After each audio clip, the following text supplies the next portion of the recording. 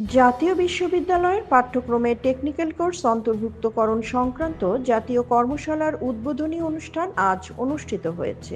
অনুষ্ঠানে প্রধান অতিথি হিসেবে উপস্থিত ছিলেন শিক্ষামন্ত্রী এহসানুল হক মিলন। বিশেষ অতিথি হিসেবে উপস্থিত ছিলেন সচিব আব্দুল খালেক। সভাপতিত্ব করেন জাতীয় বিশ্ববিদ্যালয়ের উপাচার্য doctor ASM Amanullah.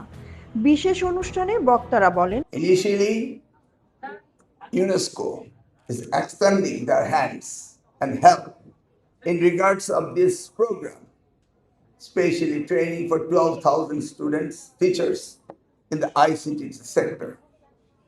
The program called Access to Information, A2I. It's very good. পরিমাণে বিভিন্ন জাতের বিভিন্ন কিসিমের নকলের এবং ইনস্টিটিউশনাল কলেজগুলোতে ইনস্টিটিউটগুলোতে ল পরীক্ষাতে বিভিন্ন জায়গাতে আপনার প্রচুর পরিমাণে নকল হচ্ছিল, সেটা আমরা মোটামুটি একটা লেভেলে নিয়ে আসছি। With the partners that are here today and to supporting the government of Bangladesh in its efforts.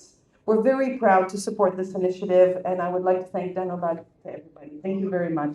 সময়ের চাহিদা অনুযায়ী শিক্ষার্থীদের দক্ষ মানব সম্পদ হিসেবে গড়ে তুলতে সাধারণ শিক্ষার পাশাপাশি টেকনিক্যাল শিক্ষার কোনো বিকল্প নেই।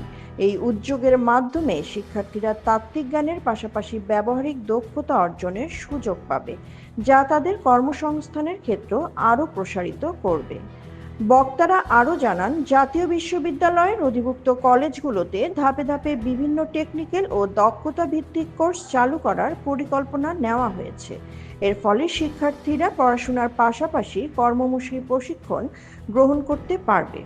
কর্মশালায় শিক্ষা সংশ্লিষ্ট বিভিন্ন কর্মকর্তা, শিক্ষক ও বিশেষজ্ঞরা অংশগ্রহণ করেন এবং এ বিষয়ে তাদের মতামত ও সুপারিশ তুলে ধরেন। অনুষ্ঠানের শেষে জাতীয় বিশ্ববিদ্যালয়ের পাঠ্যক্রম আধুনিকায়নে এ ধরনের উদ্যোগ গুরুত্বপূর্ণ ভূমিকা রাখবে বলে আশাবাদ ব্যক্ত করা হয়। ফয়জুল ইসলামের তথ্যচিত্রে সাদিয়া রহমান, অনলাইন ডেস্ক, বার্তা বিচিত্রা, ঢাকা।